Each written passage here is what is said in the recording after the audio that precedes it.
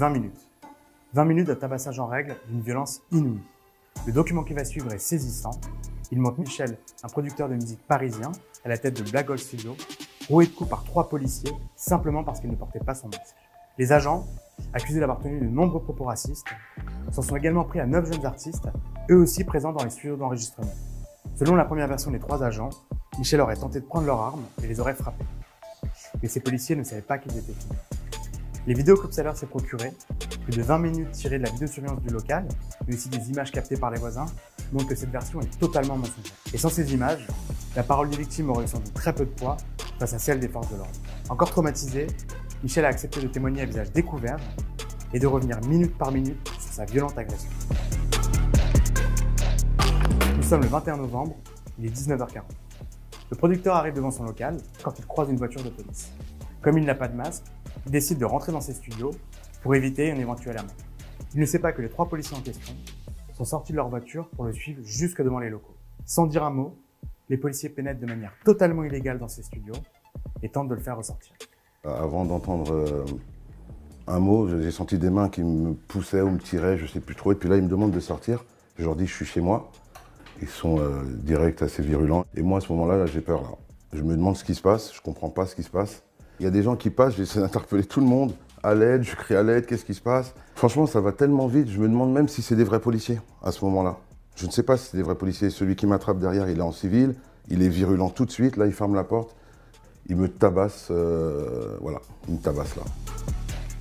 Pendant 5 minutes et 12 secondes en effet, les policiers du 17e arrondissement infligent plus d'une vingtaine de coups de poing et une dizaine de coups de pied à la victime. Michel reçoit aussi plus d'une quinzaine de coups de matraque, principalement au niveau de son visage et de son crâne. Les policiers lui donnent aussi des coups de genoux dans la tête et l'étranglent à plusieurs reprises. Vu la violence et puis tous les coups que je me prenais, je me dis, si je tombe par terre, je vais rester par terre et je ne vais pas me relever. Je ne voulais pas avoir de gestes virulents qui allaient jouer contre moi par la suite. C'est-à-dire que j'étais complètement conscient de ça.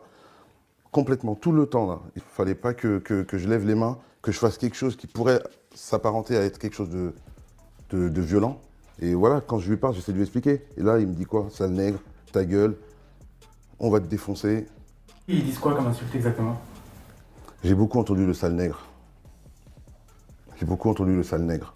Et là, c'est des coups de matraque hein, que je me prends comme ça.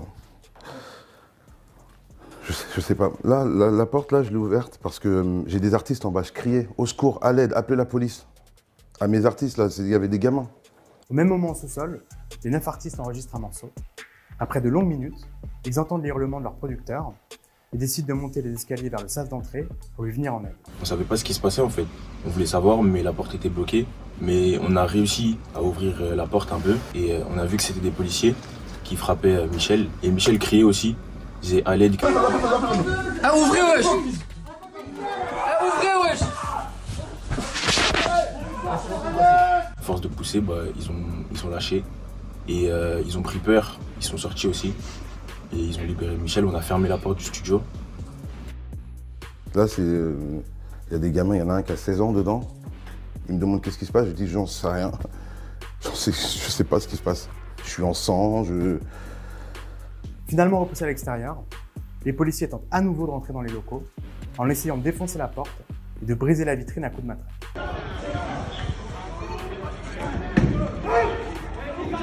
Et puis c'est moi qu'ils attendent en fait. Sors où on va rentrer, sors où on va rentrer. Et moi surtout, j'ai pas envie de sortir avec les policiers qui sont venus m'agresser. Et là, on m'envoie une grenade qu'on envoie pour les manifestants en fait, qui doit être envoyée dehors normalement. On est en intérieur, tout est fermé. À ce moment-là, moi, j'ai peur. Je me dis, eh ben, c'est mon dernier jour peut-être aujourd'hui. Voilà ce que je me dis. C'est mon dernier jour, je ne sais pas pourquoi. Les 3 agents, qui ont appelé des renforts, dégainent leurs armes et exigent que Michel sorte des locaux.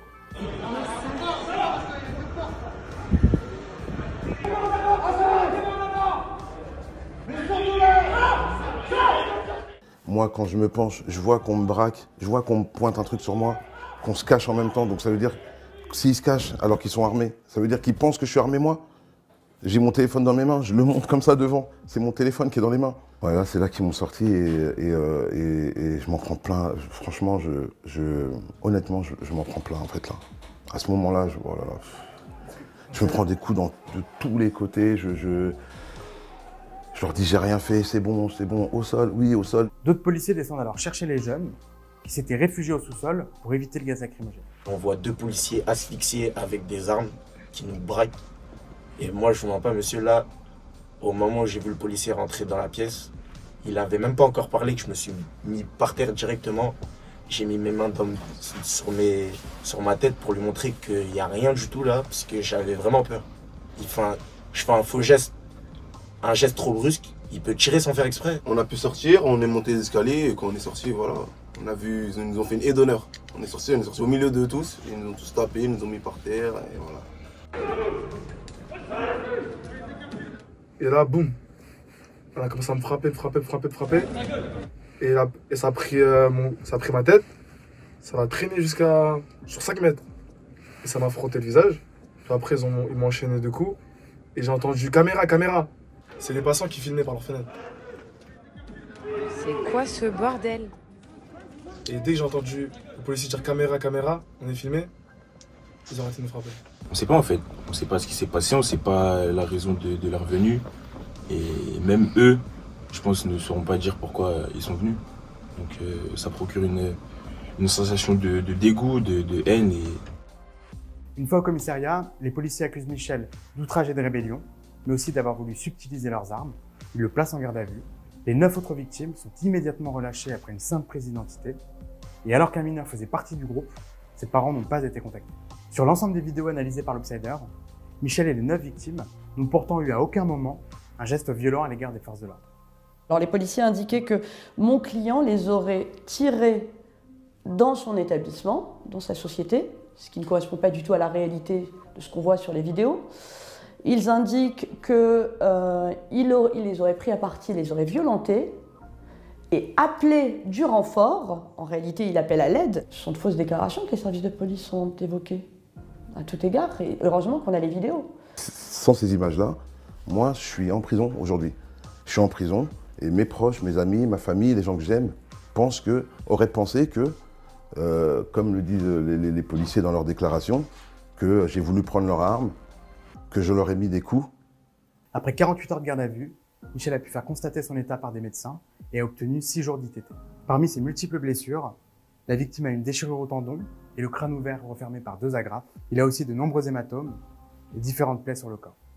Contacté par l'Obsider ce mardi, la préfecture de police de Paris dit ne trouver aucune trace de cette intervention et n'a pu répondre à aucune de nos questions. Après avoir reçu les vidéos via l'avocate des victimes, le parquet de Paris nous précise avoir classé sans suite les poursuites contre Michel. Une enquête confiée à l'IGPN a aussi été ouverte contre les 3 policiers pour violence par personne dépositaire de l'autorité publique et faux en écriture publique. Aujourd'hui, Michel et son associé, Valérie Atlan, tentent toujours de comprendre ce qui a motivé ce déchaînement de violence. Je ne sais pas si c'est une question de couleur, une question de statut social, une question de qu'est-ce que ce grand noir fait dans le 17e. C'est pas possible que cet immeuble soit à lui. J'ai cette colère-là. Au final, qu'est-ce qu'il me voulait? Il voulait me contrôler. Il fallait me dire contrôle d'identité. J'ai des amis policiers, moi. Des amis que j'estime et que j'apprécie beaucoup. C'est pas des gens comme ça. Même, je me refuse de croire que des policiers peuvent être d'accord avec des gens comme ça, en fait.